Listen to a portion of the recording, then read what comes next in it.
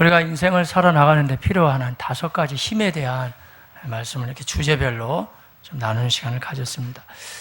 이제 오늘부터는 빌립보서 말씀을 우리는 좀 나눴으면 하는데요.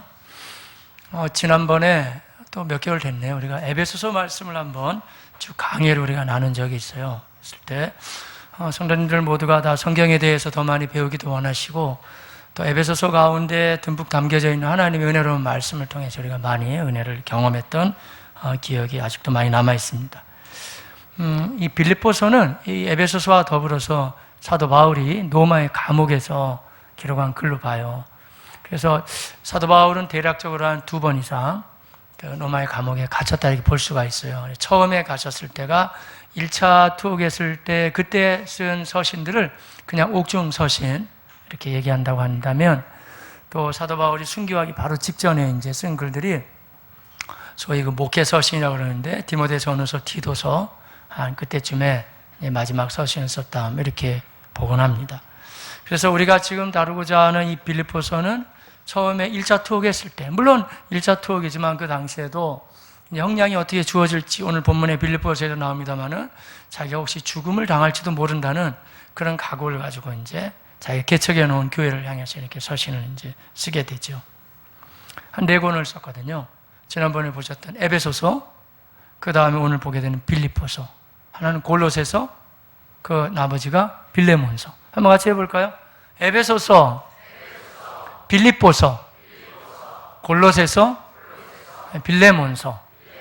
그 4권을 우리가 이른바 그 옥중 서신, 이렇게 감옥에서 보낸 편지 이렇게 보죠. 상황도 비슷하고 여러 가지 정황이 그 당시 상황을 아주 잘 우리에게 이야기해 주고 있습니다. 빌립보서 말씀을 들어가게 되는데요. 미리 좀 우리가 말씀을 드리고자 하는 바는, 우리 주일날 저녁 시간에도 성경 통독을 하고는 있지만, 주일날 저녁 시간에는 제가 보기에는 속도가 굉장히 빠르거든요. 왜냐하면 성경 전체의 윤곽을 좀 보기 위해서 우리가 보는 말씀들이기 때문에. 근데 아무래도 주일 오전 시간에 우리가 빌립보서를 우리가 말씀을 나눌 때는 약간 더 우리가 세밀하게 과연 이 안에 담겨져 있는 의미가 무엇인가를 좀 더 접근해가는 그런 시간들을 갖고자 합니다. 성경 그렇게 봐야 돼요. 그래서 전체로 보는 숲도 봐야 되겠고, 또 하나는 나무도 보고 숲도 보고. 그래서 아무래도 빌립보서는 좀 더 그 내용 안에 담겨져 있는 의미를 더 명확히 알 수 있는 그런 시간들을 좀 가졌으면 합니다. 매번마다 제가 첫 시간에는 이 도대체 누가 썼고 무슨 내용으로 돼 있고 언제 썼는가 이런 서론적인 말씀 드리다시피 오늘도 좀 드려야 되고요. 오늘 본문을 이해하는 데는 그다지 바로바로 적용되는 건 아니지만 굉장히 중요해요. 왜 그러냐면 일반 서적도 그렇지만 성경을 볼 때도 한 권 한 권이 그 주제가 있거든요. 아무 주제도 없이 책이 써졌다, 그럴 리는 없죠. 일반 서적, 인문학 책이라든지 하다못해 소설책 한 권이라 그래도 그 저자가 쓰고자 하는 그 의미와 목적이 있거든요. 그 방향으로 나간단 말이에요. 그래서 성경을 대할 때도 우리가 그 흐름을 타고 가야 되는데, 매번 말씀드리면 좋겠지만 그렇게 할 수는 없고, 이 첫 시간에 도대체 언제 썼고 이 안에 담겨져 있는 내용이 무엇인지 우리가 이렇게 하나하나 이제 접근해 나가면 굉장히 유익하죠. 그리고 매번 제가 성경을 강의할 때 말씀드리는 것처럼 그 한 권에 있는 그 전체의 주제를 가지고 같이 타고 가는 거예요. 비록 우리가 이거 다 나눌 수 없어가지고 중간중간에 구절을 끊지만 그래도 그 큰 흐름 속에서 이제 이렇게 말씀하고 있구나 이렇게 보면 되죠. 책 이름은 프로스 필리페시우스, 그러니까 필리피안, 영어로 한다면 투 필리피안, 빌립보인들에게. 우리말 맞죠? 빌립보서 되지만 약간 더 정확하게 번역한다 그러면 빌립보인들에게, 그렇게 돼 있어요. 그래서 헬라어 성경에는 프로스 필리페시우스, 그래서 빌립보 사람들에게 이렇게 이제 시작하죠. 누가 썼을까요? 당연히 오늘 본문에 본인이 얘기해주고 있는 것처럼 바울이 썼죠. 근데 이제 이거는 이제 사도 바울이 썼다고 대부분 다 인정합니다만은, 성경을 우리가 볼 때 어떤 경우에 분명히 베드로가 썼다, 바울이 썼다 얘기하는데도 안 썼다고 보는 견해들이 있어요. 가끔 보면은요.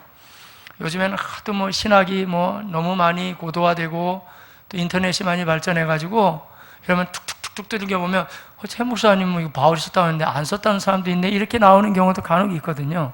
너무 연연하지 마십시오. 그냥 어느 때에나 항상 이렇게 성경을 좀 삐딱하게 보는 견해들이 있긴 하거든요.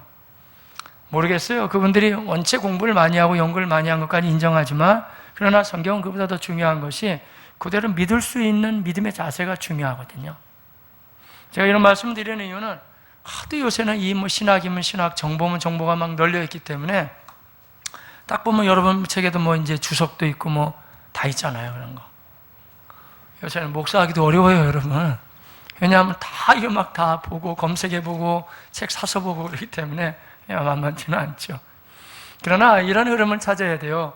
그 흐름을, 말씀을 그대로 믿겠다는 입장도 있고, 또 약간 크리티컬하게 비평적인 입장도 있거든요.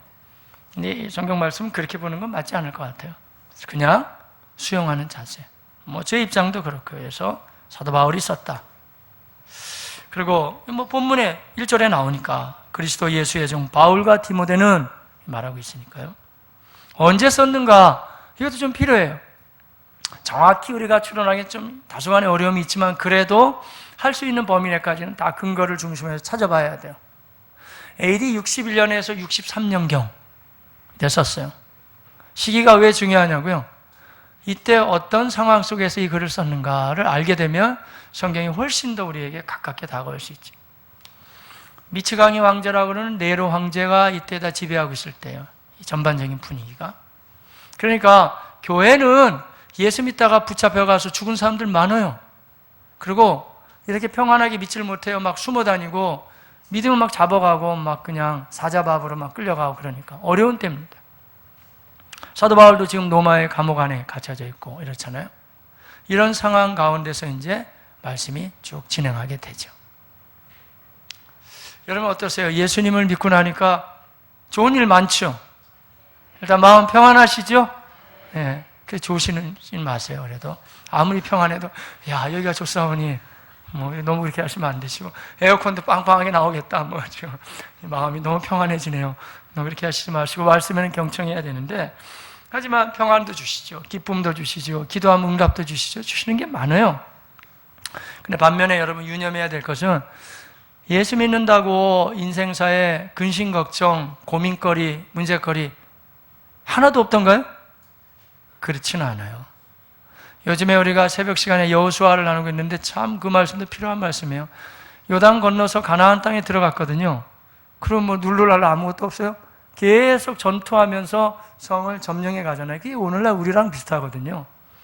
그러니까 우리가 예수님을 믿지만 인생 문제가 있을 수 있다고 인정해야 돼요. 조심하십시오. 그렇지만 문제를 기대할 필요는 없겠죠. 내가 어려움을 당해봐야지 그런 생각하는 사람 아무도 없죠. 그러나 문제 있어도 이 풍랑이 연하여서 더 빨리 갑니다. 믿습니까? 이게 더 빨리 가게 되어져 있어요. 왜냐하면 고난을 당하고 이러면서 더 단단해지고 빨리 가고 하나님의 사람으로 막 자리매김을 하죠. 그럼 저는 공부도 잘 못하면서 신학 연구하고 책 보고 하는 거 이런 거 과히 나빠하지 않아요. 어렵지 않은 것 같아요. 연구하고 이런. 근데 여러분 제가 목회를 하다 보니까 그거 가지고 목회가 되는 건 아니었어요. 저한테 결정적으로 하나님 힘을 줬던 건 다 고난, 어려움, 시험, 갈등, 연단, 때로는 재정적인 어려움, 또 때로는 육체의 아픔, 또 내면의 갈등, 별게 다 몰려오죠. 인간적인 어려움. 없는 사람 아무도 없어요. 그러나 참 미안한 것은 당장은 어려웠는데 그 고난 가운데 그런 것을 겪어가면서 하나님을 비로소 경험하게 되죠. 이분이 욥이 말한 것처럼 내가 말로만 들었는데 이분은 살아계시는 분이시구나. 할렐루야. 하나님 살아계심을 여러분 다 믿으십시오. 그러면 살아계신 분이 이분이 계시는구나. 정말 내 기도를 들으시는구나. 응답하시는구나. 고쳐주시는구나. 공급하시는구나. 그 하나님을 계속 체험해 가시기를 바라겠습니다. 그러니까 AD 61년, 63년 참 어려운 시기예요. 이때 여러 가지 복음서도 써지고 서신도 써지고 고난은 막 불어닥쳤지만 하나님의 사람들은 믿음으로 다 이겨나가는 그 당시였다. 볼 필요가 있어요. 감옥에 갇혔어요. 빌립보서 우리가 강의하면서 나옵니다마는 죽을 줄도 모른다는 마음의 각오가 돼 있어요. 내가 지금 전제의 부음이 될 때가 됐다 그러거든요. 순교거든요. 자기가 순교한다 그러면 난 기뻐할 수 있다. 사도 바울이 거기까지 이제 마음을 다 비운 상태에 있단 말이죠. 어디서 썼냐 하면 뭐 지금 말씀 계속 나누고 있습니다만은 로마의 감옥에서 썼죠. 감옥에서. 왜 썼을까? 이게 중요하죠. 왜 썼을까? 이 부분이 필요한단 말이죠. 이 빌립보 교회가 세워지는 얘기에 대해서는요, 사도행전에 너무 정확하게 잘 이야기를 해주고 있어요. 사도 바울의 일행은 이스라엘 땅을 중심으로 해서 이제 아무래도 아시아 쪽, 오늘날 아시아하고 똑같지는 않지만 그 지명이 아시아였고, 하여간 동쪽은 동쪽이었어요. 그러니까 아시아 쪽으로 복음을 더 증거하기를 원했어요. 또 그런 계획을 세우고 진행했습니다. 그런데 어찌된 영문인지 사도행전 16장에 보면 하나님이 그쪽 길을 막으시고 오히려 서쪽으로 부르셨어요. 알고 계시는 분 많이 계시겠지만 사도행전 16장에 보면 잘 안 되니까 하나님이 마게도니아 환상까지, 마게도니아인들이 환상에 나타나요. 그래가지고 사도 바울 일행을 부르죠. 이를 건너와서 우리를 도와달라고. 그러자 바울의 일행들은 하나님이 틀림없이 저쪽 서쪽으로 부르신다 마음을 가지고 익숙하지는 않았지만 순종하는 마음으로 그 지역으로 들어가게 돼요. 그 지역이 바로 마게도냐고 오늘날로 친다 그러면 유럽이에요. 아무래도 여러분의 생각 가운데 유럽은 잘 사는 나라 아니에요. 지금이나 잘 살지. 그때는 되게 가난한 지역, 어려운 지역이에요. 그 지역에 이제 사도 바울이 들어가게 됩니다. 맨 처음에 당도했던 땅이 바로 빌립보 성이었어요. 거기 들어가서 사람들. 그러니까 주님이 말씀하시자 무조건 순종함으로 갔지만 뭐 딱히 대책이 없는 거예요. 사도행전 16장에 그런 얘기가 잘 등장하죠. 근데 놀랍게도 하나님이 거기에 예비된 사람을 붙여주셨어요. 이스라엘 백성들은요, BC 한 586년에 나라가 망하고 나서 재 끌려갔기 때문에 이 흩어진 교포들이 많아요. 이 교포들을 디아스포라라고 그러는데 디아스포라들이 많아요. 이 못 사는 나라들이 디아스포라가 많은 거예요, 여러분. 맨 당하고 흩어지고 그러니까. 우리나라 많아요. 우리나라 뭐 미국 교포, 뭐 일본 교포, 뭐 러시아 땅에도 다 있잖아요. 나라가 잘 사는데 뭐 하려고 바꿔 나갑니까, 여러분? 다 나라가 깨지고 어려우니까 다 흩어진 거예요, 결국에는. 되게 비슷한 게 많아요, 유대인들하고. 그래서 유대인들이 그 남의 나라 바벨로니아로 끌려갔을 때 예배는 드리고 싶은데 예배를 못 드리잖아요. 성전을 세울 수가 없으니까 그때 비로소 만든 게 뭐냐면 이거 비슷해요, 구조가. 회당이라는 걸 만들어줘, 회당. 그러니까 그 예배 성전에서 막 짐승 잡고 하던 게 남의 나라에서 못 잡으니까 없어지고 말씀을 놓고 이런 식으로 예배 드리는 게 벌써 예수님 오심을 준비하는 거예요, 서서히. 회당이 많았고요. 그 회당이 그러니까 이 디아스포라 이스라엘 백성들이 이제 교포 생활하는 곳마다 회당이 다 있어요. 그러니까 사도 바울은 들어가게 되면 왜 아시아 쪽을 선호했냐면 거기 회당들이 많거든요. 들어가게 되면 전도가 빠르죠. 왜냐하면 이미 하나님에 대해서 알고 있으니까 하나님의 아들 예수가 오셨다 전하면 되니까. 틀림없어요.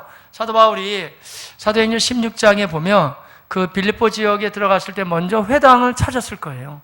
계속 그렇게 했으니까. 회당이 없어요. 그만큼 유대인들이 많지 않았다는 거고, 회당은 참고적으로 유대인 남자가 10명은 있어야 회당이 세워지거든요. 10명도 없었다는 거예요. 그렇게 되면 이방인 나라에서는 그러면 그 가운데 여호와 하나님을 믿는 사람들이 계중에 있거든요. 그 사람들 어디서 예배를 드렸을까요? 그 사람들이 드린 곳은 강가에서 주로 예배를 드려요. 강가에. 그래서 바울이 강가로 찾아갔어요. 근데 감사하게 거기 예배 드리는 사람들이 있었어요. 혹시 아세요? 그분의 이름을? 여자분이었는데 굉장히 부자였고 자주장사 누디아가 바로 빌립보 교회의 첫 번째 개척 멤버가 돼요. 감사하게도 하나님이 그 여인의 마음을 준비시켜 놨는데 말이죠. 준비해 놨고 또 재정적으로도 헌신하고 해가지고 빌립보 교회가 이제 세워지게 되는 거예요. 하지만 이 빌립보라는 지역 자체가 독특하게 로마에서 굉장히 신경을 많이 썼고요. 로마 황제를 막 이렇게 숭배하고 막 그럴 당시에 이제 계속 진행해 나갔거든요. 그러니까 쉽지가 않았어요. 왜냐하면 그 당시에 사람들은 황제를 주님이라고 불렀어요. 주님. 퀴리오스, 주님. 황제를 주라고 불렀다니까요. 그러니까 너희는 너희의 주인이, 퀴리오스는 주인인데 주인이 우리 로마의 황제냐 예수냐 이렇게 되는 거예요. 그러니까 바울이 거기 가서 진짜 주인 되는 예수님을 증거하고 하니까 아무래도 어려움도 생기고 어렵죠. 그래서 사도 바울이 로마의 감옥에 갇히게 돼요. 하지만 감옥에 매맞고 갇혔지만 거기서도 막 기쁨을 어떻게 할 수 없어 찬송 부르고 막 그렇게 하다가 막 옥토가 흔들거리고 착고가 풀려지고 감옥의 문이 열렸어요. 그냥 안 도망갔어요. 근데 보니까 조금 전에 욕하고 괴롭히던 간수가 자기가 자살하려고 그러니까 어차피 자기가 이제 여러 가지 책임을 져야 되니까 바울이 외쳤어요. 사도행전 16장 죽지 마라, 우리 여기 있다, 안 도망갔다. 그때 간수가 벌벌 떠면서 얘기하잖아요. 그럼 어떻게 해야 내가 구원을 받습니까? 그때 여러분 잘 아는 말씀인데 주 예수를 믿으라, 그리하면 너와 내 집이 구원을 받으리라. 그게 간수한테 한 말이에요. 죽지 말고 주 예수 믿어라, 그럼 너도 네 집도 구원받는다. 해가지고 간수가 다 집안과 더불어 예수 믿었습니다. 그래서 그 빌립보 교회가 이제 시작하는 거예요. 다 그렇게 해가지고 시작하게 됐죠. 근데 그러던 사이에 이제 사도 바울이 또 로마 지역에서 다시 이제 감옥에 갇히게 되는 뭐 이런 어려움을 당하게 되죠. 근데 제가 말씀드렸나요? 저는 이 사도행전 16장과 빌립보 교회가 이 천안아산 주님의 교회와도 굉장히 좀 밀접하다고 저는 생각해요. 물론 제가 지원을 받고 교회를 개척한 거지만 우리 모두가 공동체를 세워나가기 때문에 제가 전에 교회를 섬기고 있을 때 하나님이 저희 교회를 개척하라는 그런 소명을 주셨어요. 근데 선교사 생활을 마치고 아무것도 없어요. 그리고 감사하게 생각해요. 지금도 생각하면 제가 섬기던 우리 교회 우리 목사님들이 저를 너무 잘 보셔가지고 계속 그 교회에 계속 이제 머물러 있으면 좋겠다 아마 생각하신 것 같아요. 제가 부교역자 생활을 했는데 뭐 열심히 하니까 또 그 일도 뭐 여러 가지 거기 있으면 좋겠다. 그러니까 제가 개척하는 걸 그렇게 많이 이제 찬동하시는 편은 아니에요. 그것까지는 괜찮으신데 그 길이 열려가지고 여의도 순복음교회에 시험을 봐야 되거든요. 왜냐면 지원을 받게 됐는데, 근데 여러분 그때 한 1억인가 이제 개척 지원을 빌려주는 걸로 이제 했는데 그게 쉬운 게 아니에요. 여러분 은행 대출 받아보셨어요? 5천만 원 대출도 쉽지 않고 서류가요 엄청 많아요. 그러려면 누가 그렇게 뭐 쉽사리 지원을 해줍니까? 그래서 시험을 봐요. 시험. 참 어렵더라고요. 그래서 저는 뭐 순복음교회 상관도 없는데 제가 가서 시험을 보려니. 그 문제는 뭐냐면 공부할 시간이 있어야지. 공부할 교회 일이 바쁘고 또 그 상황이 주어지지 않다. 너무 희한한 게 그때 우리 목사님이 갑자기 말이에요. 그 담임 목사님이 갑자기 미국을 가실 일이 생겼어요. 갑자기 생기더라고요. 그래서 제가 이제 교회 설교를 다 도맡아서 하게 됐는데 그때나 이때나 뭐 제가 메시지 증거하는 스타일이 비슷하니까 기도하는 중에 사도행전 16장이 생각이 나더라고요. 그래서 사도행전 16장을 가지고 강의를 하자 해가지고 아침에도 저녁에도 수요일 날도 다 사도행전 16장만 했어요. 전부 다. 그러니까 뭐 16장을 이제 딸딸 외우는 거예요. 거기다 사도행전 16장을 이렇게 하나님 인도하셨고 교회를 세웠고 이렇게 됐고. 그래가지고 며칠 이제 그러고 나서 목사님 오시고 나서 제가 그 여의도 순복음교회 이제 개척 지원 받는다 시험을 보러 갔거든요. 너무 놀라운 거는요. 문제가 사도행전 16장에서 다 남았어요. 다 맞췄어요. 다 맞췄어요. 그러니까 지금도 우리 동기나 그 여의도 순복음교회는 제가 머리가 되게 좋은 줄 알아요.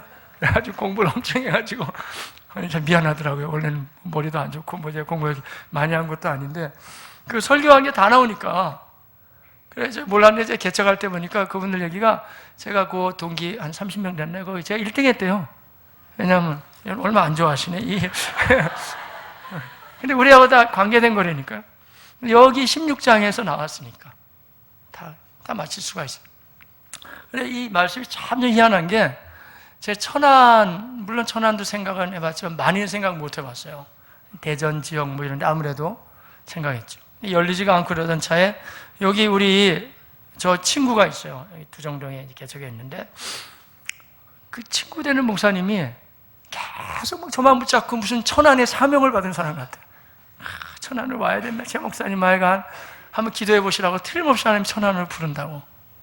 그래서 저도 기도하고 그러니까 참 마음이 많이 가고 그러는데 또 하나는 이런 생각이 문득 드는 거예요. 제가 사도행전 16장을 보고 됐기 때문에 어쩌면 저 이 목사를 하나님이 마게도냐 환상으로 쓰시는 게 아닐까 뭐 이런 생각이 저한테 크게 다가오더라고요.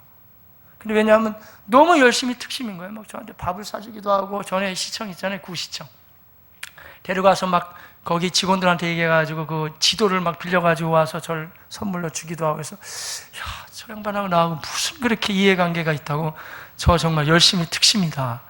가만히 하나님 그 길을 계속 여시더라고요. 참 놀라운 길이에요. 비슷하다니까 이야기가. 전혀 모르는, 저희 천안 몰라요. 제가 고향이 서울이고 아무 모르죠. 그러나 이 땅에 왔더니 여기 웬 누디아들이 이렇게 많은 거예요. 다 누디아들, 뭐 빌립보 감옥의 간수들 뭐 여기 다 계시네. 참 놀라운 거죠. 하나님이 만나게 하시고 시원하고 이런 거예요, 교회가.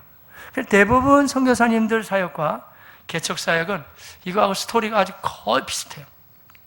그분이 부르시고 가라고 하시고 연결하시고 만나게 하시고 이런 내용. 근데 이제 그렇게 사랑하던 빌립보 교회 교인들이 사도 바울이 로마의 감옥에 갇혔다는 걸 한 걱정을 하는 거죠. 지금 어떻게 저분이 잘못하면 돌아가시는 게 아니겠는가. 왜 썼냐 하면 이런 거예요.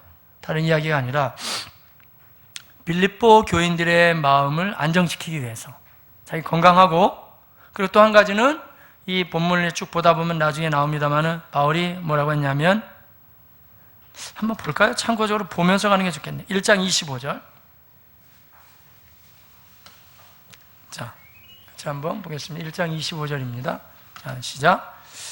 내가 살 것과 너희의 믿음의 진보와 기쁨을 위하여 너희 무리와 함께 거할 이것을 확실히 그러니까 나 죽지 않는다 라는 확신을 주셨다는 거예요.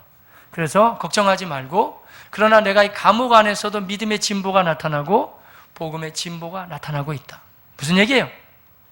여전히 고난 가운데 하나님이 오히려 더 믿음을 좋게 하시고 자기는 여전히 그 가운데서도 복음을 증거하고 나아간다. 뭐 대단한 사람들이죠. 고난이 하나님의 사람들을 망쳐놓을 수는 없어요. 오히려 역설적이지만 더 단단하게 만들 것입니다. 된다는 거예요. 믿음의 진보가 나타날 것이다 라고 얘기해주고 있죠. 그 얘기를 하는 거예요. 또 한 가지는 이 빌립보 교회가 꽤 가난한 지역이었거든요. 근데 바울이 갇혔다는 얘기도 듣고 막 그러니까 이 사도 바울한테 헌금을 해서 보냈어요. 근데 오늘날 같으면 뭐 이제 텔레뱅킹 뭐 이런 거 있지만 그 당시에는 직접 돈을 가지고 가야 되잖아요. 그 누굴 보내냐면 신실한 일꾼이었는데 에바브로디도를 보냈어요. 에바브로디도. 참고적으로 골로새서에 나오는 에바브라랑은 다른 인물이에요. 에바브로디도가 이걸 가지고 이제 갔거든요. 갔는데 여행길이 멀어서 그런지 이 사람이 몸 병이 들었어요. 해가지고 그 병도 죽을 병이 걸렸어요. 에바브로디도가. 근데 감사하게도 하나님이 에바브로디도를 죽지 않게 또 살려주시고 바울은 그 헌금을 잘 받았다고 너무 고맙게 그걸 얘기해주고 싶은 거예요. 근데 바울이 이런 얘기를 해요. 빌립보서 4장에 가서 보면 헌금 주신 건 너무 고마운데 너무 가난하고 어려운 상황에서 저한테 보냈기 때문에 바울의 얘기에 하면 그만 보내도 되겠다. 그만 보내십시오. 그러면서 사도 바울이 그때 무슨 얘기를, 여러분 잘 아는 내용이에요. 그때 했던 말이 뭐냐면 사도 바울이 여러분이 다 그렇게 챙겨주시면 좋지만 안 챙겨주셔도 내게 능력 주시는 자 안에서 내가 모든 것을 할 수 있습니다. 빌립보서 4장 13절. 그 배경에서 나온 거예요. 그러면서 너무 고맙기 때문에 저는 여러분을 축복합니다. 나의 하나님이 그리스도 예수 안에서 그 영광 가운데 그 풍성한 대로 너희 모든 쓸 것을 채우시리라. 빌립보서 4장 10절. 딱 그렇게 또 인사를. 자, 그래서 이제 헌금 준 게 너무 고맙고 잘 받았고 에바브로디도 죽지 않고 살아난다. 이런 얘기를 잘 해주고 그런 내용이에요. 그리고 나머지는 뭐 이단과의 싸움도 있고 또 한 가지는 이 교회 안에 좀 갈등이 있었던 것 같아요. 싸우지 마라 하면서 서로 간에 합해라. 감사하게도 우리 교회는 제가 예배 인도하다 보면 남자 수하고 형제님 수하고 지금 자매님 수가 거의 비슷하네요. 감사해요, 여러분. 근데 대부분 일반적인 경우에는 자매님 수가 많거든요. 한국 교회의 여자분들, 자매님들의 영향력을 무시할 수 없습니다, 여러분. 그분들이 다 기도하고 해서 교회가 세워지고 헌신하고 일어난 거 여러분 다 인정하셔야 돼요. 인정할 수, 형제님들은 아멘도 안 하시는데 하여간 인정할 수밖에 없어요. 그 자매들의 헌신 대단한 거예요, 여러분. 근데 미안합니다만은 자매들의 문제 일으킴 또 대단합니다, 여러분. 그래가지고 한국 교회 대부분의 문제는 또 여자들 때문에 일어나는, 자기네끼리 막 팔을 만들어 싸우고 막 그냥 부딪히고 뒤에서 막 흉보고 뭐 깎아내리고 이래서 또 갈라진 교회도 많거든요. 그러니까 참 이런 부분에도 갈등도 많이 있는 하나의 원인 제공이 됐다고 할 수밖에 없죠. 좋은 면도 있었지만. 제가 말씀드렸는데 빌립보 교회가 처음에 누디아로부터 시작하잖아요. 아무래도 여자분들이 많이 헌신했던 것 같아요. 그러니까 바울이 이 편지를 통해서 그렇게 싸우지 말고 마음을 합해야 된다라고 얘기를 해줘요. 자, 우리 주님 얘기는 잘 하시지만 그래도 참고적으로 한번 볼 필요가 있을 것 같아요. 한번 같이 볼까요? 4장으로 가서 그 분위기를 볼 필요가 있죠. 4장 2절 자, 내가 유오디아를 권하고 순두부가 아니에요. 순두개입니다. 순두개를 권하노니 그 다음에 주 안에서 같은 마음을 품으라. 저는 이 순두개라는 이름이 처음에 이게 왜 순두로 나가나요? 근데 이 유오디아, 순두개 이 사람들이 남자였을까요? 여자였을까요? 정확히 말 안 하지만 3절 이 흐름으로 보면은요 아마 여자였을 가능성이 많아요. 유오디아와 순두개가 말하자면 여전도 회장 그분 된 것 같아요. 권사회 회장과 여전도 회장이 붙었네요. 둘이 막 싸우는 거예요. 네가 옳다 내가 옳다. 그러니까 이제 얘기하는 거예요. 싸우지 마라 하지 마라. 마귀가 좋아한다. 사도 바울 서신에 보면 여러분 정확히 나와요. 마귀의 괴락은 무조건 싸우게 만드는 거예요. 무조건 갈라놔요. 성령이 하시는 일이 뭔지 아세요? 하나 되게 하시는 겁니다. 한번 같이 해보실까요? 같은 마음, 같은 생각, 같은 꿈. 자, 그렇게 나아가시기를 바라겠습니다. 하나가 돼야 되는. 근데 이 유오디아 순두개가 서로 간에 다른 마음을 품었어요. 한번 읽어볼게요. 다시 한번 볼게요. 시작. 내가 유오디아를 권하고 순두개를 권하노니 주 안에서 같은 마음을 싸우지 마라. 3절. 또 참으로 나와 멍에를 같이 한 내게 구하노니 복음에 나와 함께 힘쓰던 그러니까 자매들이라고 다 문제가 있는 건 아니에요. 힘쓰던 저 여인들이 있어요. 그 여인들을 돕고 또한 글레멘드와 그 외에 나의 동역자들을 도우라. 그 이름들이 생명체, 교회에 문제만 있는 사람이 있는 게 아니고 좋은 사람도 많이 있으니까 동역자들을 도우면서 잘 세워나가라. 그래서 써졌어요. 그런데 말이죠, 제가 많은 말씀 드렸습니다만 전반적인 분위기는 빌립보서가 기록된 목적은 그 당시에 바울은 로마의 감옥에 있고 빌립보 지역은 되게 가난한 지역이었고 또 여러 가지 핍박을 당했잖아요. 그런데도 불구하고 뭘 격려하냐면은 그 어려운 가운데서도 우리 기쁨으로 일어납시다. 그래서 빌립보서의 별명이 뭐냐면 기쁨의 책이에요. 기쁨의 책. 여러분 어떠세요? 이 근래에 예수 믿는 사람들답게 많이 기뻐하고 계시나요? 한번 생각해 봅시다, 여러분. 요 며칠 상간에, 아니 몇 주간 상간에 여러분 정말 화통하게 와 너무 기뻐. 참 하나님 나 이렇게 사랑하시네. 막 껑충껑충 뛰면서 기뻐하신 적이 많이 있으세요? 아주 적어요, 아멘이. 예. 그러니까 여러분 그 기쁨이 원래는 넘쳐야 돼요. 넘쳐야 돼. 막 기쁨이 넘쳐. 전 제가 우리 자녀들하고 살아가면서 제가 우리 자녀보다 뛰어난 게 있더라고요. 제가 보면 객관적으로 봐서. 근데 우리 자녀들이 저보다 뛰어난 것도 많더라고요. 내가 저랬을까 한번 가만히 생각해 보는데 우리 아들 주원이 있잖아요.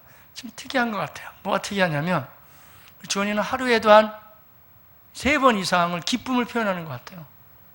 약간 특이하긴 한데 와 그러든지 아니면 꺄 그러든지. 근데 저도 한번 해보려고 제가 방에 가서 해봤어요. 내가 혼자 주원이 같이 저래야 좀 스트레스도 풀려지고 그랬다. 별것도 아니에요. 자기 엄마가 닭도리탕을 하나 해준다 그러면 와 이런다든지 꺄 그런다든지. 그래서 저도 한번 제 방에 들어와가지고 그래 우리 정말 교회가 지금 잘 지어지고 있다. 꺄 잘 안 되더라고요 저는. 근데 원래 그리스도인들은 그런 기쁨이 좀 많이 있어야 돼요. 자, 한번 볼까요? 빌립보서 온통 기쁨이에요. 넘길 때마다. 자, 같이 한번 보자. 자, 빌립보서 1장 4절 시작. 1장 4절이에요. 시작. 간구할 때마다 너희 무리를 위하여 어떻게 간구해요? 기쁨으로. 그러니까 왜냐하면 3절 보니까 내가 너희를 생각할 때마다 나의 하나님께 합니다. 그러니까 빌립보 교회를 생각만 하면 기쁨이 넘치는 거예요. 그래가지고 얼마나 잘 감옥에 있지만은 빌립보 교회 너무 감사해요 하나님 기쁨으로 기도하는 거. 어떠세요? 여러분도 누구 가족을 생각하면 교우를 생각하면 이 기쁨이 넘쳐나시나요? 넘쳐나시기를 바랍니다. 반대로 되면 곤란해요. 생각할수록 화나네. 저 인간은 생각할수록 화가 난다. 그거는 안 되겠죠, 여러분. 그거보다는 빌립보 교회는 생각할수록 기쁨. 계속인데 다 볼 수는 없고요. 자, 18절 시작. 그러면 무엇이냐? 거칠어로 하나 참으라. 사도 바울이 로마의 감옥에 갇혔다고 그냥 또 반대 입장하는 사람도 전도를 더 열심히 하는 사람이 있었어요. 하지만 무슨 방도를 하든지 전파되는 건 어차피 예수 그리스도 신이 이로써 나는 뭐예요? 예, 기뻐하리라. 1장 넘어가시고 다 보기는 그렇고 2장 다 기쁨이라니까요. 2장 4절. 자, 시작.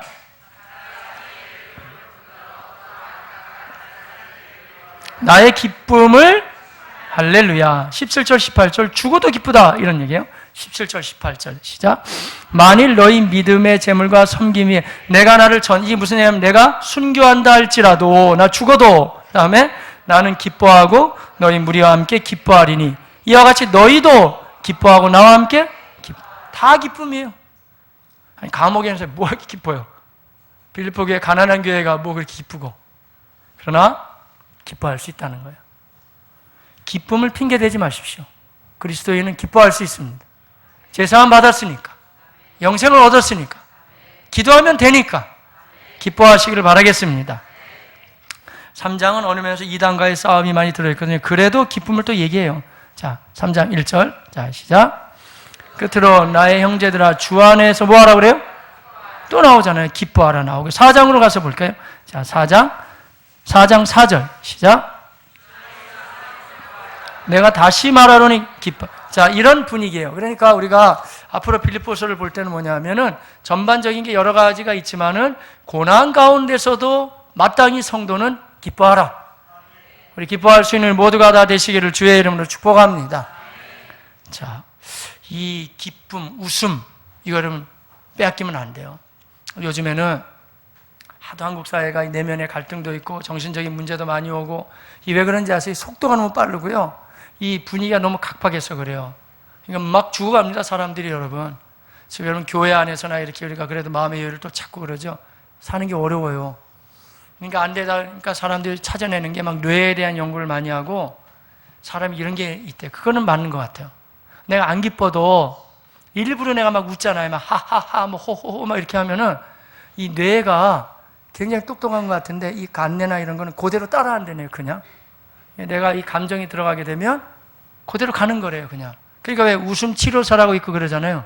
그게 없는데 그러는 게 아니에요. 그 사람들이 그게 효과가 있으니까 하는 거예요.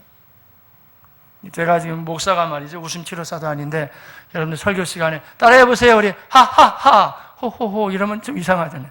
그건 안 되겠지만 그러나 그 평소에도 여러분이 이 기쁨을 자꾸 찾는 거를 찾아와야 돼요. 노력해야 돼요. 마귀는 어떻게 해서든지 여러분 기쁨을 막 빼앗아 가려고 막 그렇게 막 혈안이 난리가 아니에요. 사람이 여러분 나이 들수록 조심하셔야 되겠더라고요. 제가 말이죠. 얼마나 이제 웃음이 많은지 제가 말씀드렸나요? 제가 논산훈련소 갔다가 제가 훈련 시간에 점호 시간에 웃어가지고 얼마나 맞았는지 몰라요. 왜냐하면 교관을 무시했다고. 제가 교관 무시한 게 아니고 그냥 웃기더라고요. 그래요. 웃겨가지고 웃었는데 그 마주 이렇게 쭉 보거든요. 이렇게 군대에서는 침상에 뭐 침상 앞에 정렬, 뭐 침상 뒤에 정렬 딱 이게 딱 서 있는데 이게 너무 웃긴 거예요. 이렇게 마주 보는 게. 그래가지고 내가 참 웃음이 어렸을 때는 너무 많아가지고 곤란했는데 이게 나이가 들어가니까 여러분 이 줄어요. 한번 옆에 있는 사람들 얼굴 한번 보세요. 이분이 평상시에 웃고 다니시나 아니면은 보시면 알아요. 금방. 갑자기 얼굴 바꿀 필요도 없이 그냥 딱 보면은 금방 알죠. 그래서 우리가 말이죠. 이 평소에도 일부러 세상같이 할 필요는 없지만 성경을 근거로 해서 보면 고난 중에도 쫓겨다녀도 감옥에 있어도 가난해도 기뻐할 수 있다는 거예요. 아파해도 기뻐해야 돼요. 그래야 빨리 낫는 거예요. 아프다고 그것만 바라보면 더 어렵죠, 여러분. 힘들어도 기뻐하고. 놓치지 마십시오. 기쁨을 찾으시길 바라겠습니다. 한번 실습하죠. 그래도 실습하는 게 좋을 것 같아요. 옆에 분들 이렇게 한번 얼굴을 마주 보시고요. 한번 기쁨을 한번 표현하겠어요. 어떻게 표현해야 되나요? 하하하 3번만 할게요. 자, 시작. 예. 벌써 훨씬 밝아지시네요, 얼굴들이요. 예. 근데 아무래도 지금 파트너가 좀 마음에 안 드시는 것 같아요. 바꿔가지고 한번 해보세요. 한 번만 더 해보겠어요. 시작. 일부러라도 사람들이 말이죠. 이게 계속 우리가 깔아앉는 일만 있거든요. 그래요, 여러분. 그러니까 이 기쁨을 찾아야 되는데 아무쪼록 빌립보서를 대하면서 이 놀라운 기쁨의 은혜가 넘쳐나게 될 줄로 믿습니다. 오늘 1절로 2절 말씀 그러면 우리가 말씀 나누고 마치죠. 빌립보서 전체 분위기는 그렇고 1절에 하면 어떤 얘기로 지금 서문 인사를 하고 있냐면 이런 겁니다. 그리스도인은 그리스도인답게 부르심에 대한 분명한 확신을 가지고 서로를 격려해야 된다는 거예요. 물론 우리 모두가 다 예수 믿도록 부르심을 받았어요. 그런데 각자에게 태생적으로 주신 게 있고 또 성령의 가르스마타 은사로 주신 게 있거든요. 그걸 가지고 하나님이 날 이게 부르셨구나. 그 소명을 가지고 쭉 나가면 돼요. 그러면 삶이 굉장히 부유해집니다. 남을 좋아하게 됩니다. 자기를 좋아하게 되고. 근데 남들에 대해서 자꾸 피해의식을 느끼고 남이 가진 게 더 커 보이고 이러면은 항상 열등감과 그 마음이 준비가 안 돼요. 사도 바울은 그렇지 않았어요. 자, 1절 한번 읽어볼까요? 자, 시작. 그래서 예수의 종 바울과 디모데는 그리스도 예수 안에서 빌립보에 사는 모든 성도와 또한 감독들과 집사들에게 편지하노니. 그렇잖아요. 이게 뭐 대단한 거예요. 대단해요. 왜냐하면 바울이 자기 자신을 소개할 때 그리스도 예수의 종이라고 소개하거든요. 헬라어로 종은 둘로스예요. 둘로스는요, 한국의 머슴 비교 안 돼요, 여러분. 주인이 함부로 막 할 수 있어요. 주인 마음대로 해야 되는 거예요. 그러니까 종이라고 할 때는 자기 자신을 아주 낮춘 거예요. 그리스도 예수의 종. 하지만 성경을 근거로 해서 보면 구약에서 주의 종 사무엘이 하나님의 종 모세가 할 때는요, 결코 낮은 말이 아니에요. 그때는 하나님이 특별히 쓰시는 사람이란 말이에요. 두 가지 의미가 지금 같이 입체적으로 있는 거예요. 하나는 주님 앞에서 내가 복종한다는 의미가 있고, 하나는 존귀하게 내 쓰임받는다. 그러니까 자기를 하나님이 불렀다고 하는 분명한 자부심, 확신. 그리고 참 이 사도 바울이 얼마나 신사적이냐면 디모데를 보면은요, 디모데 전후서를 읽어보면 디모데가 굉장히 뛰어난 사역자는 아니었던 것 같아요. 너무 유약하고 부정한 부분이 있었어요. 그러나 오늘날 지나면 디모데가 교육 목사, 아니면 부목사 같거든요. 그러나 바울은 여전히 디모데 이름을 같이 자기하고 똑같이 놔요. 그리스도 예수의 종 바울과 디모데. 자기만 얘기하지 않아요.